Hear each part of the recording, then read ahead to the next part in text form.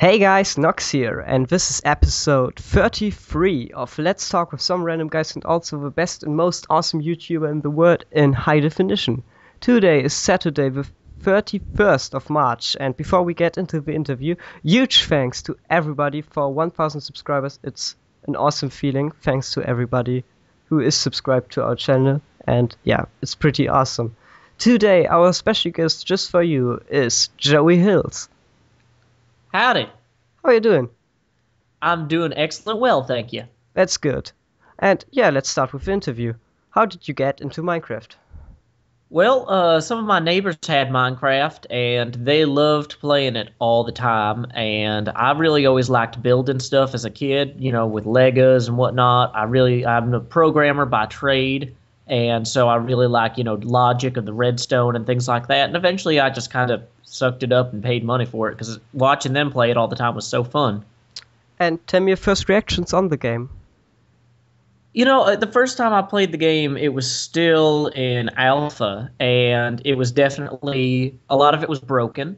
Multiplayer didn't work at all, but Oh, yeah. I could tell that Notch had a good vision for it, and I could tell that if he followed through on that vision, that the game would be successful. At the time, they hadn't had their big. There was one weekend where I think they sold like 10,000 copies or something like that. It was a huge ballooning event for them, and that hadn't happened yet. But I was very, very happy with the game that I paid money for at the time, with hopes that it would get better, and it has. Yes. And how did you start with YouTube? Well, I've really been. Oh, Excuse me. yeah, no problem. I'll start again. Well, I've been making things on the internet for several years now. I've been making web comics. I'm working on a pen and paper game, kind of like Dungeons and Dragons, except funnier, called Pitfalls and Penguins. And I've got all these projects that I'm always working on, and I'm always starting new projects and seeing which ones work and which ones don't. The ones that don't work, I usually kind of backburner or shelve, and the ones that work, I continue on. And I had an idea. I wanted to do a show on YouTube where I played Minecraft and where I was just really goofy and had a lot of real fun with it. And I couldn't quite figure out how to make it work until I saw Vetch's maps, and I was like, you know what? When that legendary map that he's talking about comes out, I should make videos of me playing that. I think that that would give me an adversary. The idea that the map maker is God and I am fighting God. I think that's a really good way to kind of give my voice something to bounce off of, and it really worked pretty well, I think. Excuse me to all the viewers if the sound quality may be a bit not bad, but sometimes you sound a bit robotic. I think that's because of a huge distance. But continuing with the interview. And have you been surprised about all the positive feedback on your videos? Well, I knew that I had a good idea, and when I have a good idea and I try and go make it, there's usually a 1 in 3 chance that other people will receive it well, and sometimes I don't execute the idea well, sometimes just the world, it's the wrong time, or it's not as good an idea as I really thought it was. So I always kind of go into this saying, yeah, this could go really well or this could go completely poorly. And so the fact that people actually liked the videos was encouraging, but not completely surprising. And yeah, what's the story behind your username?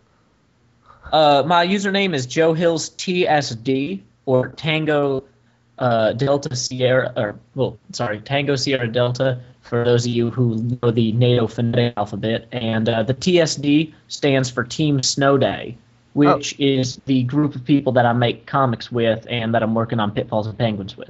Oh yeah, and if you want to watch all of these, you can find it on JoeHill's channel.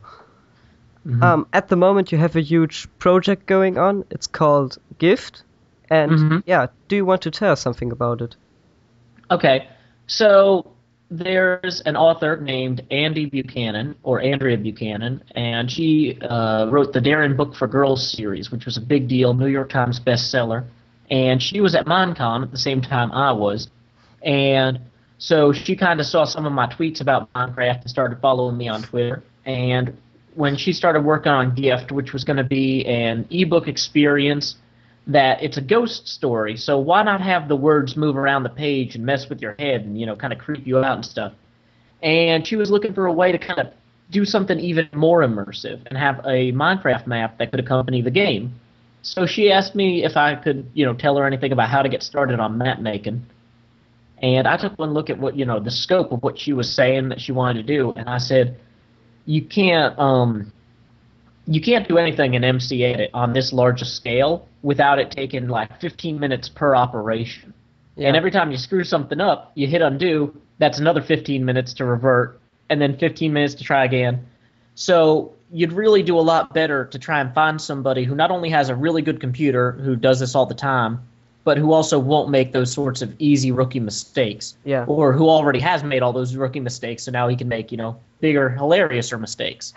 And so I kind of pointed her toward Vetches, and so they started working on the map, and Andy was kind enough, once the map started nearing completion, to invite me to be the first person to do a Let's Play of it.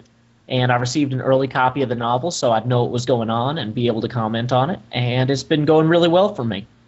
Yeah, it's really entertaining, and you already kind of said what's so special about this collaboration, that it's pre-made or extra-made for Minecraft. But do you want to say maybe something about the novel itself? Well, the novel itself is a ghost story, and so and there are three realms in the novel. There's kind of the real world, or the waking world, that you walk around every day, which takes place in Coronado, California. And then there's a dream world, and then there's an underworld. And all three of these realms are represented in the map. The normal overworld in Minecraft is Coronado, California. The end is the dream world, and it's super, weird, creepy, kind of spooky. And the underworld is obviously the nether. And the first part of the map, in the overworld in Coronado, that just kind of goes easy on you. You're just kind of exploring, having fun, going, oh, I recognize that from the novel. Oh, I recognize that from the novel.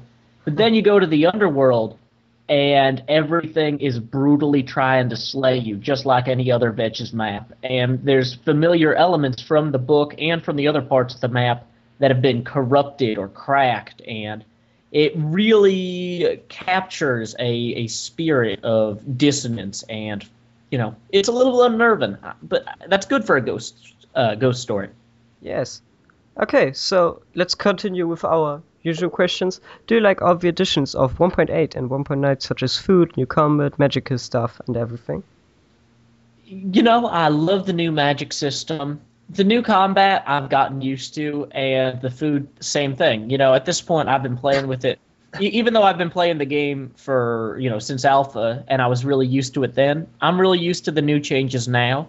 And with the modern API they've got coming out down the line, it's going to be so easy for people to customize the game the way that they think it should work. I don't really feel like that's an issue people need to be divided over.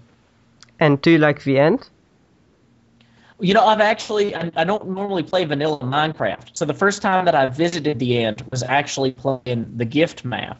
And it was super spooky and well done. But yeah, I've never actually gone in there in vanilla and slain an Ender Dragon yet. I'm just usually busy playing custom maps. Okay. If Jeb would give you the option to add one thing to Minecraft, what would it be and why?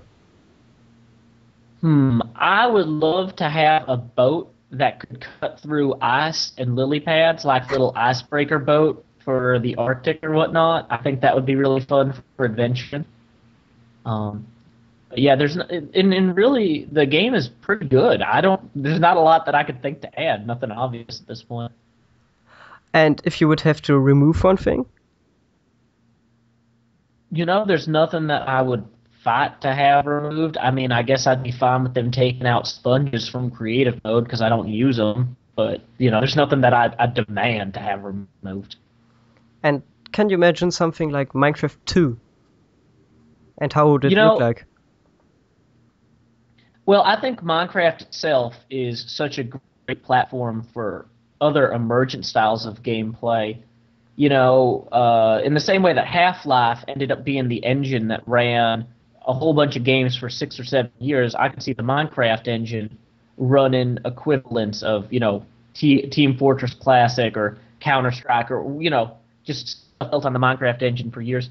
And I figure that Minecraft 2 would probably be a comparable upgrade of Half-Life 1 to Half-Life 2, where it's the same basic engine idea, but just taking advantage of newer technology and a lot prettier, I guess. Cool. And do you have any goals you want to achieve with your channel? Well, I'm somebody who likes making cool things and sharing them with people, and my goal is just to keep making cool things and sharing them with people. I'm always experimenting. I do sessions where I just play custom maps. I do sessions where I talk about the Tao Te Ching and do like meditation stuff. I do stuff where I play Pitfalls and Penguins with my friends. And so I'm always trying to learn new camera and then editing techniques and just kind of share that with my audience. Sometimes stuff is well received, sometimes it's ill received, but like I said, you just keep making things and you see what works. Yes, definitely. And do you have any future projects?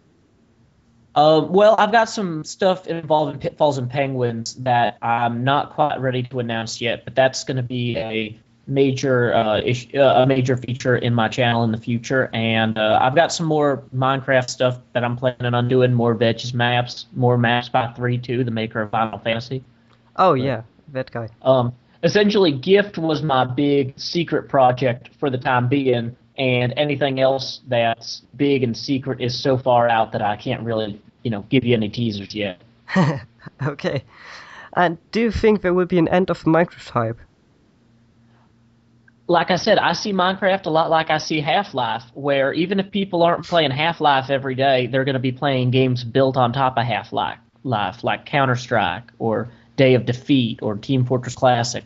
And I really think that engine is pretty solid for a lot of things that we're going to see coming out in the future once that API gets done. Awesome. If there will be another Minecon, Jeb said it will be in Europe. Do you want another Minecon? And if yes, where shall it be? I loved Minecon in Las Vegas. I had a blast.